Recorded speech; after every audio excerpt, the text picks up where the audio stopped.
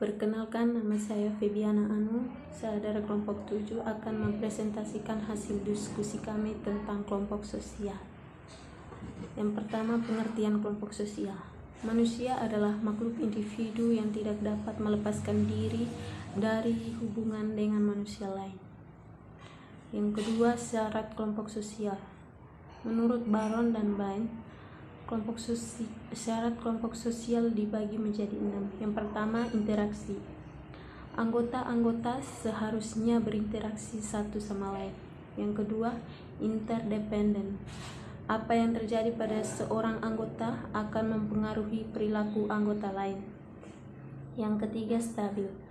Hubungan paling tidak ada lamanya waktu yang berarti, bisa minggu, bulan, dan tahun. 4. Tujuan yang dibagi. Beberapa tujuan bersifat umum bagi semua anggota. Yang kelima, struktur. Fungsi setiap anggota harus memiliki beberapa macam struktur sehingga mereka memiliki beberapa set peran. Yang keenam, persepsi. Anggota harus merasakan diri mereka sebagai kegiatan dari kelompok. Yang ketiga, ciri kelompok sosial. Ciri kelompok sosial juga dibagi menjadi 6. Yang pertama, terdapat dorongan atau motif yang sama antar individu satu dengan yang lain. Yang kedua, terdapat akibat-akibat interaksi yang berlainan terhadap individu yang satu dengan yang lain, berdasarkan rasa dan kecakapan yang berbeda-beda antar individu yang terlibat di dalamnya. Yang ketiga, adanya penegasan dan pembentukan struktur atau organisasi kelompok yang jelas dan terdiri dari peranan-peranan dan kedudukan masing-masing. Keempat, adanya peneguhan norma, pedoman tingkah laku anggota kelompok yang mengatur interaksi dalam kegiatan anggota kelompok untuk mencapai tujuan yang ada. Yang kelima, berlangsungnya suatu kepentingan. Yang keenam, adanya pergerakan yang dinamik. Assalamualaikum warahmatullahi wabarakatuh. Perkenalkan, nama saya Elify Bella Listari. Di sini saya akan menjelaskan tentang macam-macam kelompok sosial. Klasifikasi macam-macam kelompok sosial yaitu kelompok primer, kelompok sekunder, kelompok formal, dan kelompok informal.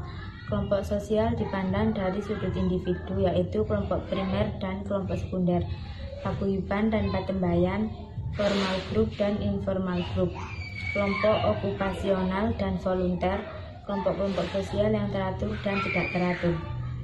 Berikut ini faktor pembentukan kelompok sosial. Bergabung dengan sebuah kelompok merupakan sesuatu yang murni dari diri sendiri atau juga secara kebetulan.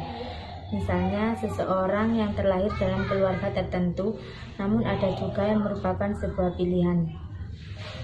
Dua faktor utama yang tampaknya mengarahkan pilihan tersebut adalah kedekatan dan kesamaan. Jadi kesimpulannya di sini yaitu seperti telah disebutkan bahwa pembahasan makalah ini bertujuan untuk membantu masyarakat supaya lebih memahami arti kelompok sosial secara utuh dan tidak secara parsial. Pembahasan pada makalah salah satunya menerangkan bahwa kelompok yang saling hidup bersama dan menjalani saling ketergantungan dengan sadar dan tolong-menolong.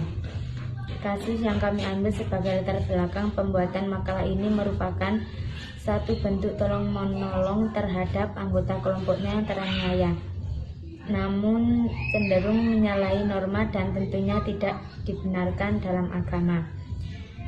Mungkin itu saja yang bisa saya sampaikan. Wassalamualaikum warahmatullahi wabarakatuh.